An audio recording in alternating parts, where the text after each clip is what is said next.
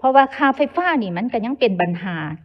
อยู่ในนี่เพิ่นว่าบ่มีการจมวาของสังคมที่จริงมันก็มีหั่นแหละประธานแต่ว่าเขาเจ้าบ่มีทางเลือกมันแม่นโมโนโพลีเด้เนาะก็ต้องได้ใช้อยากให้พิจารณาบึงโครงสร้างไฟฟ้านี้คืนเพราะว่ารุดนี่น้อยโพดท่านประธานมันยังกระทบอยู่หั่นนะนี่อยากให้พิจารณาแท้ๆว่าสิเฮ็ดวิธีใดเนาะข้าพเจ้าวลีเวชพงศ์สมาชิกสภาแห่งชาติเขต1นครหลวงขอมีคำเห็นใส่บทรายงานของรัฐบาลเนาะโดยเฉพาะแม่นบทรายงานของท่านนายกข้าพเจ้าขอเข้าเนื้อหาเลยโดยเฉพาะแม่นภาคที่1ข้อ4การรักษาเสถียรภาพด้านราคาสินค้าอยู่ในนี้เพิ่นมีการปรับปรุงโครงสร้างราคาน้ำมันเชื้อไฟเนาะซึ่งมันกระติดพันกันกับแน่นอนมันกระติดพันกับหลายเรื่องโดยเฉพาะแม่นเรื่องเศรษฐกิจการชีวิตการเป็นอยู่ของประชาชนข้าพเจ้าอยากถามว่าอยู่ในนี้เพิ่นมีการว่าปรับปรุงโครงสร้างราคาน้ำมันเชื้อไฟโดยตัดค่ากองทุนทางค่ายอดสารมาร์เกอร์และกองทุนน้ำมันออกจากโครงสร้างอยากถามว่าตัดแล้วเอาไปใส่ยังได้จ่ายต่อบ่จ่ายอยู่ข้อใดหรือรัฐบาลเอางบประมาณของรัฐบาลถมคุมอันนี้อยากขอความกระจ่างแจ้งเนาะแล้วถ้าว่า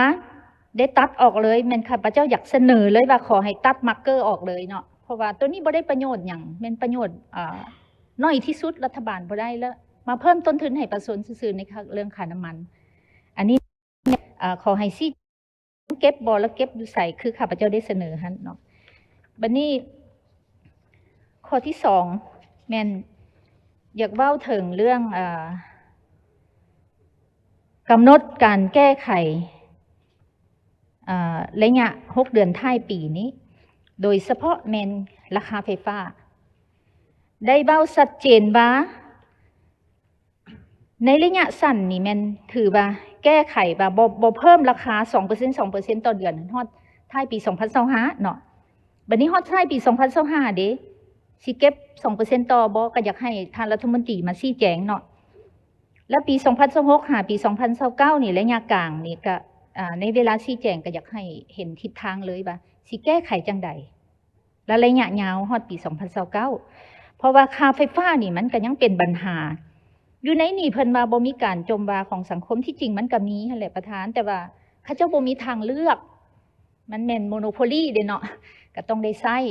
เพราะฉะนั้นในเรื่องของค่าไฟฟ้านี่ถือว่ายังลดน้อยหลายถ้าเทียบใส่กันกับการกระโดดขั้นของราคาไฟฟ้ามันมาติดพันกับตัวข้อ9ปฏิรูปรัฐวิสาหกิจนี้เนาะว่ารัฐวิสาหกิจไฟฟ้าลาวได้สุ่มใส่การปรับโครงสร้างและโดยเฉพาะแม่นได้โอนหนี้สายทรงของ EDLT นี่โอนหนี้ของไฟฟ้าลาวหันไปให้ EDLT รับผิดชอบเพื่อเฮ็ดให้ไฟฟ้าลาวนี่ลดเพื่อให้หนี้สินของไฟฟ้าลาวลดลงสามารถสร้างสภาพคล่องให้ไฟฟ้าลาวนั้นเพราะฉะนั้นตัวนี้แสดงว่าหนี้ของไฟฟ้าลาวลดลงมันติดพันกับราคาไฟฟ้าของประชาชนนี่อยากให้พิจารณาบึงโครงสร้างไฟฟ้านี้คืนเพราะว่าลดนี่น้อยโพดท่านประธานมันยังกระทบอยู่หั่นนะนี่อยากให้พิจารณาแท้ๆว่าสิเฮ็ดวิธีใดเนาะเพราะว่าถ้าโอนหนี้จังซี่นี่ข้าพเจ้าก็อยากถามอยู่ว่าเฮาเข้าใจว่าไฟฟ้าลาวนี่ในแง่เป็นหุ้นส่วนนี่อาจจะบ่มีเงินไปสมทบนำเขาเจ้าบ่หรืออีหยังกันแล้วแต่เนาะแต่ก็อยากให้ประเมินผลให้ผลเสียว่าเครื่องสายส่งนี่มันเป็นหัวใจมันเป็นคอหอยธุรกิจคอหอยของประเทศเนาะ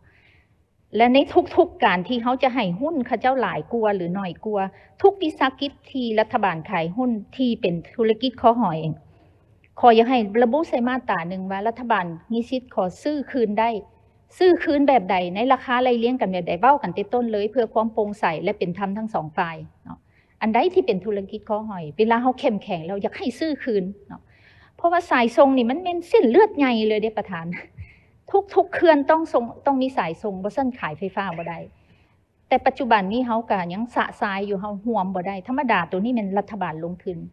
อันอยู่ประเทศใดเขาเจ้าก็บ่ให้เอกชนลงทุนตัวนี้แต่ว่าด้วยความจำเป็นของเฮาหรือแนวใดก็วิธีแก้ปัญหาเนาะข้าพเจ้าก็เข้าใจแต่ถึงจังใดก็อยากให้พิจารณาบึงผลให้ผลเสียและผลได้รับของเฮาในอนาคตแต่ในเมื่อบ่ดึงออกจังซั่นก็อยากให้ขอพิจารณาค่าไฟฟ้าคืน ขอเป็นเอกภาพแล้วในข้อนึงเนาะในนี้ข้าพเจ้าเห็นว่ารัฐบาลเอกภาพถือว่าเฮาถือหุ้น 51% ของการบินลาวเทื่อแล้วนี่หั่นทางผู้ลงทุนขอถือ 51%แต่ว่าทางสมาชิกสภาพวกเขาก็ได้ท้วงติงเนาะว่าเฮาบ่อยากให้ในเมื่อเนื่องจากการบินลาวมันติดพันกับความมั่นคงทางอากาศหรือหลายด้านทั้งสมาชิกสภาก็ได้คัดค้านว่าบ่อยากให้ทั้งผู้ถือหุ้นใหม่ที่จะเข้ามาซื้อหุ้นหันถือ 51ซึ่งในนี้ทางรัฐบาลได้รายงานว่าทางเฮาได้ถือหุ้น 51% อันนี้ข้าพเจ้าขอชมเชยและขอขอบใจที่ฟังเสียงของสมาชิกสภาพวกเฮาเนาะและอีกประเด็นหนึ่งแม่นข้าพเจ้าอยากขอเว้าเรื่องข้อเสนอที่3ของรัฐบาลอยู่ในคำถามโจทย์จิ้มของท่านประธานเนาะข้อเสนอที่3ที่ทั้งนายกได้เสนอหันว่าบ่อยากระบุ6คาดหมายใส่มติสภาในความจริงนี่ข้าพเจ้าอยากให้ระบุเนาะแต่ถ้าสมมุติบ่ได้แท้ๆนะ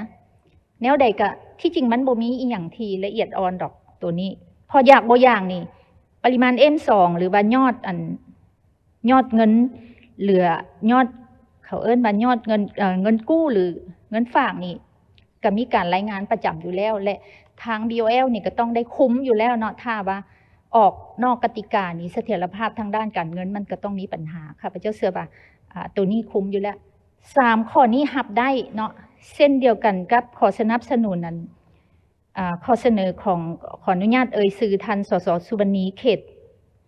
11เนาะถือว่าในบทของเพิ่นแจ้งหลายเป็นคำเห็นเดียวกันกับของข้าพเจ้าซึ่งข้าพเจ้าจะบ่ขอเว้าคืนแต่ขอเน้นในเรื่องของ6มาตรการนี้ฉะนั้นอัตราแลกเปลี่ยนขอให้ลงในมติเพราะอันนี้สำคัญหลายเนาะบ่อยากให้ออก